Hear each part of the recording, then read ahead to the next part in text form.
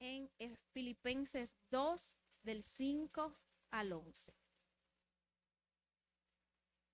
Haya pues en vosotros este sentir que hubo también en Cristo Jesús, el cual, siendo en forma de Dios, no estimó el ser igual a Dios como cosa que aferrarse, sino que se despojó a sí mismo, tomando forma de siervo, hecho semejante a los hombres, y estando en la condición de hombre, se humilló a sí mismo, haciéndose obediente hasta la muerte y muerte de cruz, por lo cual Dios también le exaltó hasta lo sumo y le dio un nombre que es sobre todo nombre, para que en el nombre de Jesús se doble toda rodilla de lo que están en los cielos y en la tierra y debajo de la tierra, y toda lengua confiese que Jesucristo es el Señor, para la gloria de Dios Padre. Amén. Oh Padre amado, gracias por tu palabra, Señor. Te damos gracias porque tú nos permites estar en esta tu casa. Oh Padre, yo vengo delante de ti y me confieso una sierva inútil. Padre, sé tú dirigiéndome, sé tú, Padre, poniendo palabra. Oh Padre, yo me presento delante de ti. Tú sabes cómo tu palabra, Padre, ha ministrado mi vida. Yo te pido, Padre, que de igual manera, conforme a tu voluntad y como te plazca, tú puedas, Padre, ministrar tu palabra, Padre, aquí en tu casa. Que seas tú, que quite, Padre, cualquier error, que quite cualquier cosa que pueda ofenderte y que no vaya conforme, Señor, a tu poderío, a tu señorío. Oh Padre, yo te lo pido en el dulce nombre de tu Hijo Jesús. Amén y amén. Pueden tomar su lugar. La Biblia, en su totalidad, tiene un enfoque específico, un tema central, y es hablarnos de aquel quien, siendo Dios, no estimó el ser igual a Dios como cosa que aferrarse. Nos dice que Jesús vino a hacer lo que Jesús vino a hacer por nosotros al sufrir aquella humillación, tomando nuestro lugar y llevando nuestros pecados, nuestras culpas y transgresiones, y en obediencia sufrió la más vil de las muertes y muerte de cruz. El tema de esta mañana es la verdad de la Biblia, Jesús, y lo estaremos viendo en su entrega, su humillación, su exaltación. Cuando todos podemos recordar y saber lo que Jesús vino a hacer por nosotros. Todos sabemos lo que Jesús vino a hacer en aquella cruz en el Calvario, al ponerse en nuestro lugar y al morir por nuestros pecados. Mas esta no es la única entrega de Jesús por nosotros. Esto no fue lo único que él hizo. ¿Por qué? Porque él no solo entregó su vida, sino que entregó todo lo que él tenía. Juan 1:14, y le voy a pedir que mantengan su Biblia abierta, por favor. Nos dice, y el Verbo se hizo hombre y habitó entre nosotros, y hemos contemplado su gloria, la gloria que corresponde al Hijo unigénito del Padre, lleno de gracia y de verdad. En Jesús, la verdad tomó una naturaleza humana. Las Escrituras nos enseñan que Jesús es eterno, y muchas veces se nos hace un poco difícil comprender lo que esto significa. Muchas veces en nuestra mente finita no nos es posible entenderlo. La Real Academia de la Lengua define esta palabra de la siguiente manera: que no puede ser medido por el tiempo, que no tiene principio ni fin. Y esto, en verdad, aunque sepamos la definición, aunque yo le diga la definición, en nuestra mente es complejo entenderlo.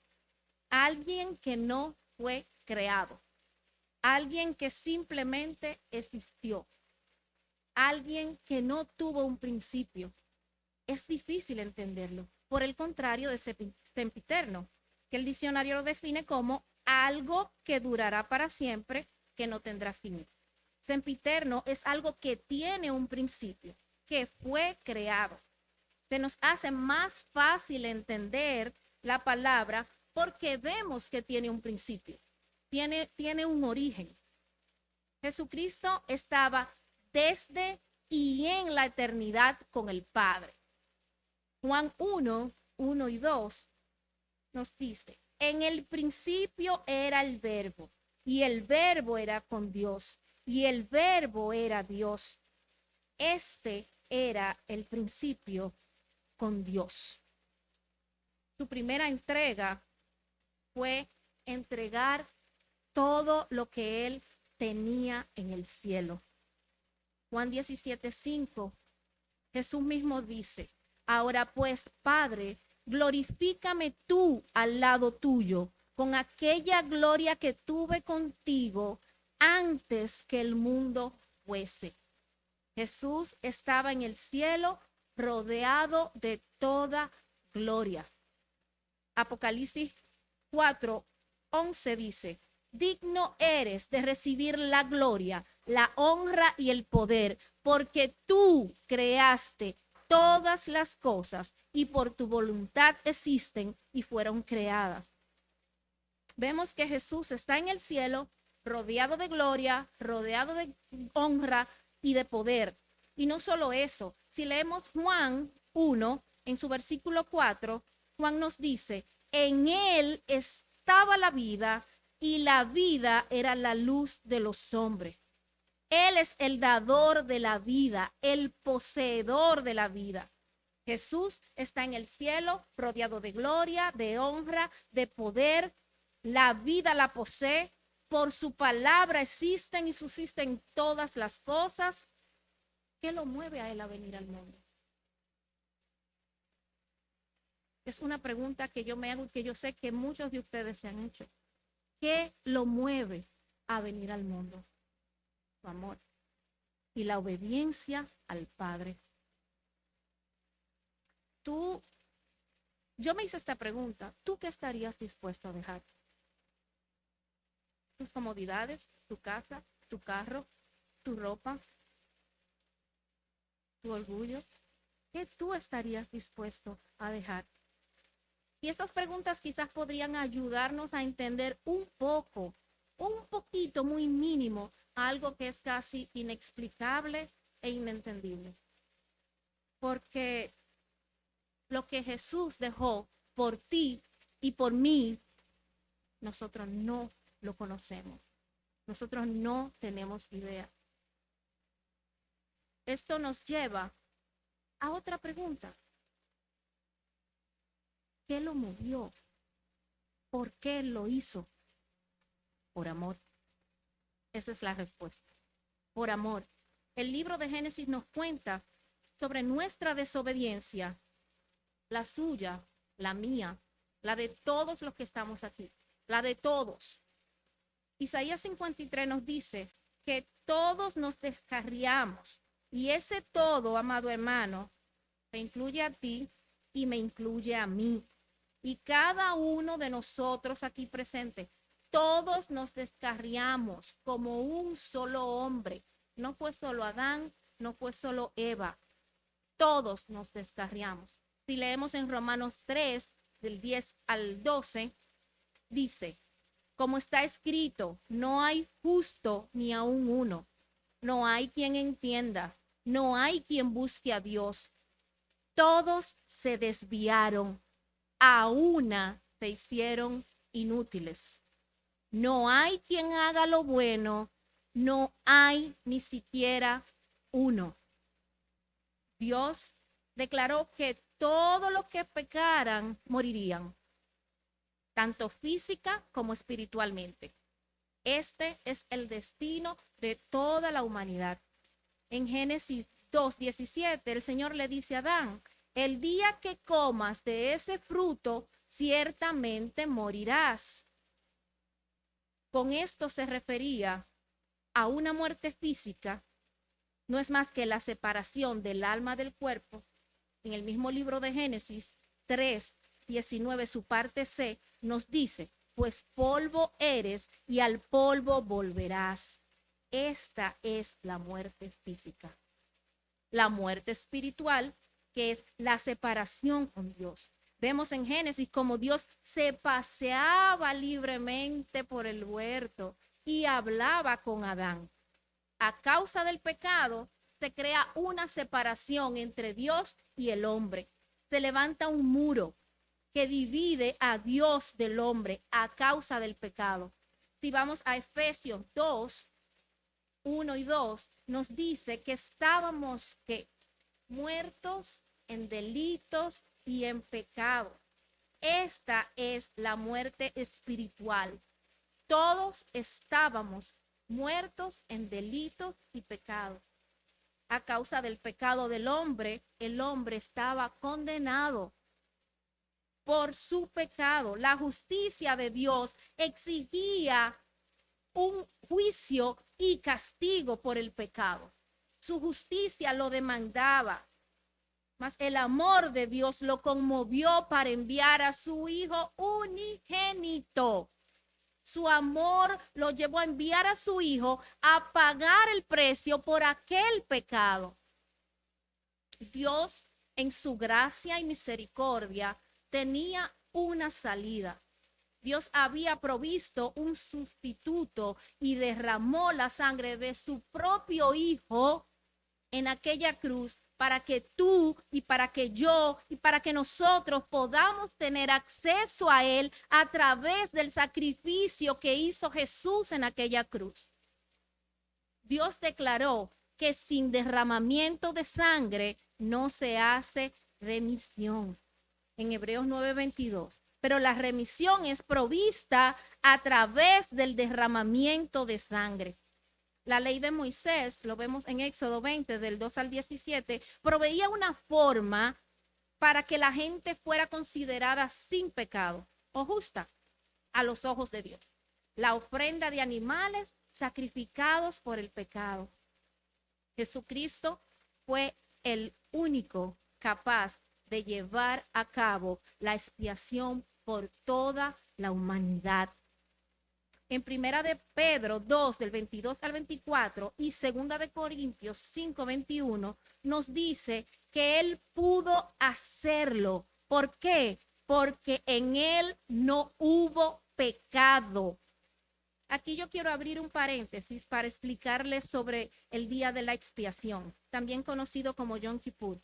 Fue el día santo más solemne de todas las festividades y fiestas israelitas, descrito en Levítico 16 del 1 al 34. El ritual de la expiación comenzó con Aarón. Antes de entrar en el tabernáculo, Aarón tenía que lavar su cuerpo y vestir una ropa especial. Entonces luego él sacrificaba un becerro como ofrenda por él y por su familia. La sangre del becerro tenía que ser esparcida en el arca del pacto. Después, Aarón debía traer dos machos cabríos, uno para ser sacrificado a causa de las impurezas de los hijos de Israel y sus rebeliones y de todos los pecados, y su sangre era rociada en el arca de los pactos. El otro macho cabrío se utilizaba como un chivo expiatorio. Aarón ponía sus manos sobre su cabeza y confesaba sobre aquel la rebelión del pueblo, la maldad de los hijos de Israel, y lo soltaban al desierto.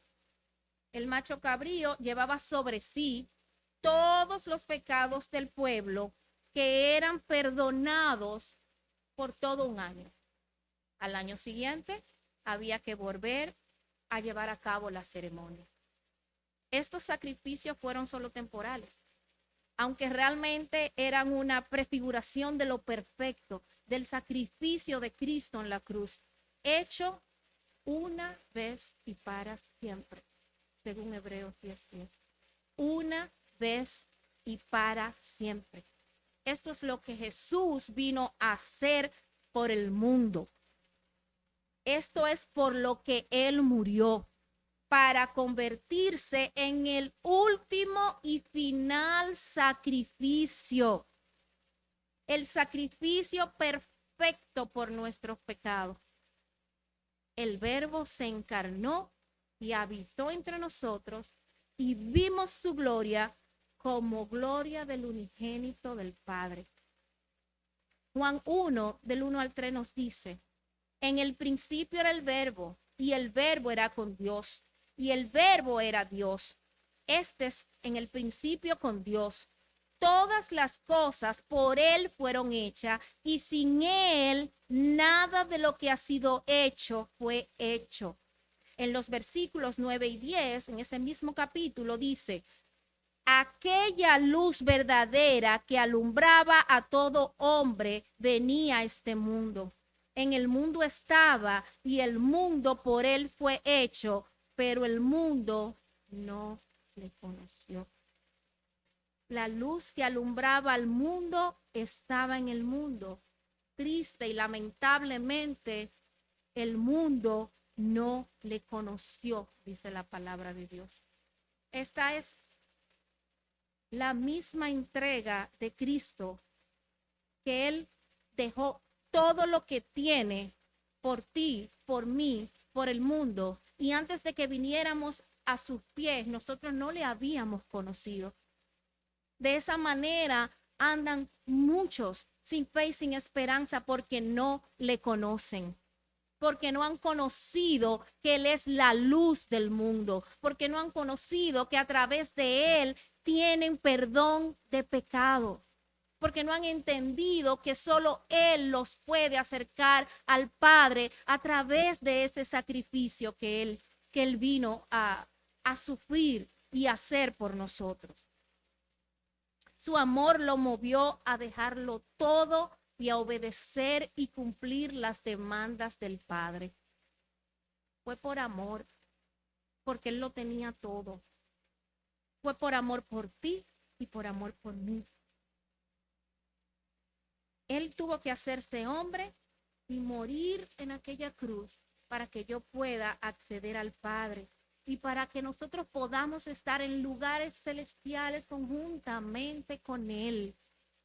Qué glorioso intercambio. Qué glorioso intercambio. Él descendió de la gloria a la vergüenza para que tú y yo podamos pasar de la vergüenza a la gloria. Aleluya. Aleluya. Si eso no provoca un aleluya en ti, yo no sé qué lo haría. Aleluya. Él sufrió mi vergüenza para que yo pueda ser exaltada, para que yo pueda tener acceso al Padre, para que el Padre pueda verme a través del sacrificio de su Hijo. ¡Wow! ¡Qué amor incomparable! Efesios 3, 14 al 19 nos habla de ese amor, un amor que sobrepasa todo entendimiento.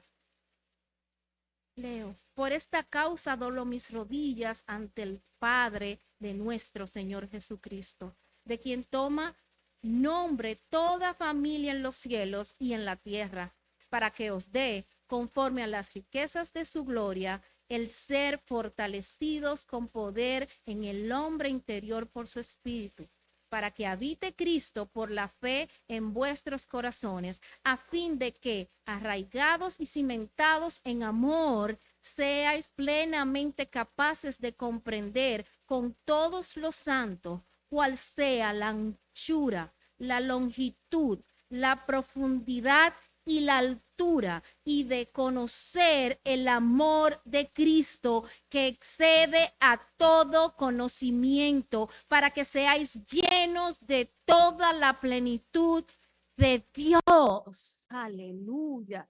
Qué inmensurable e incomprensible amor. Wow. Dios, gracias, Señor. Su humillación. Cuando Cristo tomó mi lugar en aquella cruz, no solamente tomó la humillación, sino que Él tomó su lugar de siervo. Él obedeció a lo que Dios el Padre demandaba como un siervo. Si volvemos al texto base, en su versículo 5, haya pues en vosotros este sentir que hubo también en Cristo Jesús. Nos dice que al igual que Cristo, nosotros debemos hacernos siervos. Después de Cristo haber estado rodeado de ángeles, arcángeles, serafines, que le adoraban, que le reconocían por quien él era, su majestad, su señorío, su potestad, vino a nacer en un pesebre sucio, posiblemente oliendo a heces fecales, rodeado de animales. De su trono de gloria y de gracia, él vino a nacer en un pesebre. Él se hizo un dulos, que quiere decir esclavo, un esclavo de menor rango o señoría. Y le sirvió a quienes. ¿Quién me puede decir a quién él le sirvió? A leprosos, ladrones, mujeres, niños, prostitutas, publicanos y hasta el traidor que le iba a entregar. Él le sirvió, siendo él un rey. Estando en el aposento alto, Jesús lavó los pies de sus discípulos, de todos, aún los pies de Judas, de todos y cada uno de ellos. De haber sido uno de nosotros, yo le aseguro que si Judas hubiera estado en la segunda posición de la línea, quizás nosotros hubiéramos empezado de atrás para adelante para ver si el servicio se acababa antes de que llegáramos a los pies de Judas. De haber sido yo hubiera tenido que ir orando y pidiéndole al Señor mucho antes de yo tocar los pies de Judas. Yo no le voy a mentir. Y eso es muy posible lo que muchos de nosotros hubiéramos hecho, lavar los pies de Judas. Judas, no, pero él lo hizo y lo hizo con amor. Él lo pudo evitar, pero lo lavó y lo trató con el mismo amor que trató a los demás. En el versículo 8, y estando en la condición de hombre, se humilló a sí mismo, haciéndose obediente hasta la muerte y muerte de cruz. El Rey de Reyes, el Rey del universo, majestuoso, el que creó todas las cosas, por quien todas las cosas fueron hechas y sin él nada hubiera sido hecho. Sufrió la crucifixión por nuestros pecados.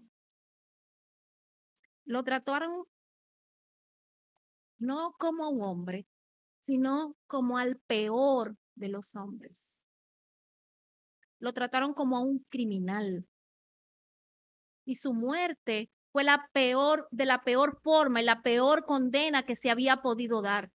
El pastor nos ha explicado cómo se violentaron todos sus derechos, cómo se llevó a cabo aquella crucifixión. Y él, ¿saben qué hizo? Estando crucificado, después de haber sido azotado, descendió aún más. Él se humilló a sí mismo, bajando a otro nivel. ¿Y qué hizo?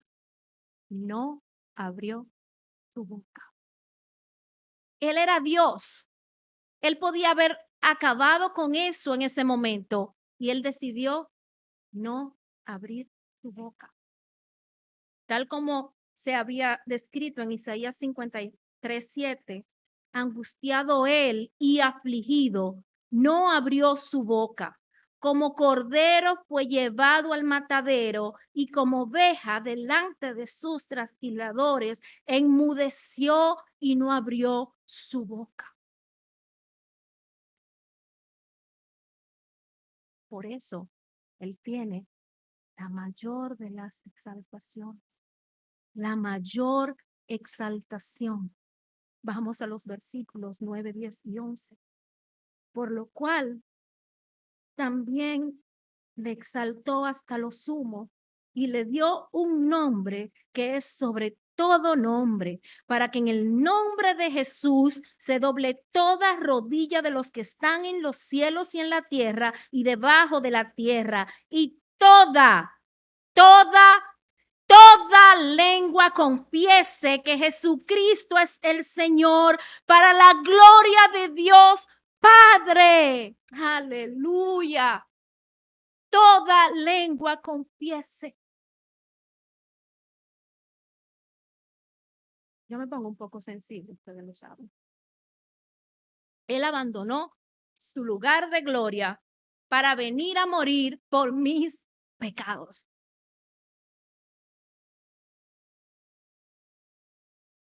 Para que con su muerte Él pudiera derribar ese muro que me separaba a mí de Dios.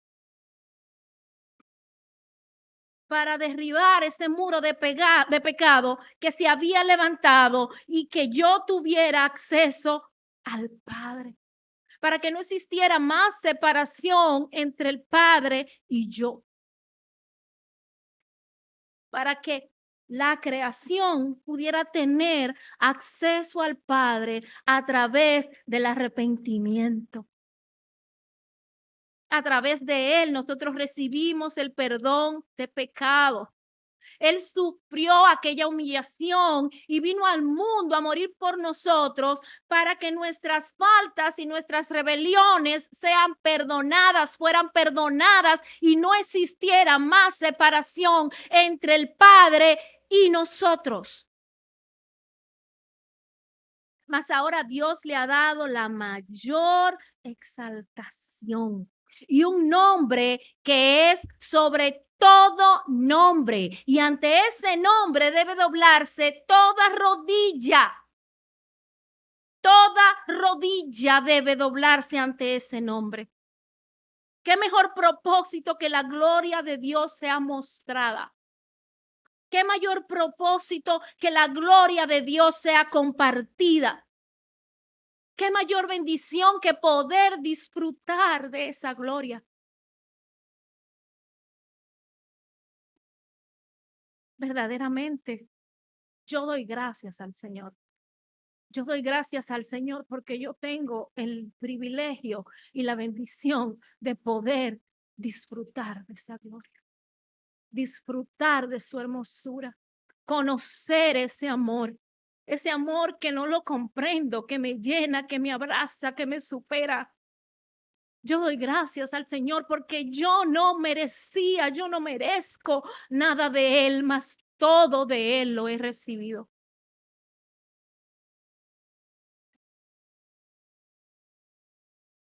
Y eso solo yo lo pude conseguir a través de aquella crucifixión, aquella muerte de cruz en el Calvario.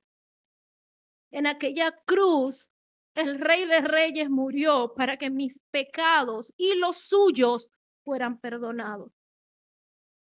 La Biblia enseña que la verdad no es solo una idea abstracta, más bien la verdad es una persona y es la persona de Jesús. Él es la verdad. Para concluir, les pido por favor que me acompañen a leer Juan 4:16. Por favor, léanlo conmigo. Si no tiene una Biblia, búsquelo en su teléfono. Juan 14:6, me disculpan. Juan 14:6. El camino de acceso al Padre ya fue establecido, ya fue creado. Leemos, yo soy el camino, la verdad y la vida, y nadie llega al Padre sino por mí. Nadie llega al Padre sino a través de Él. Esto es algo que como cristianos nosotros tenemos que entender, conocer y valorar. Ese sacrificio en aquella cruz es algo que usted y yo tenemos que entender y valorar y conocer en su totalidad.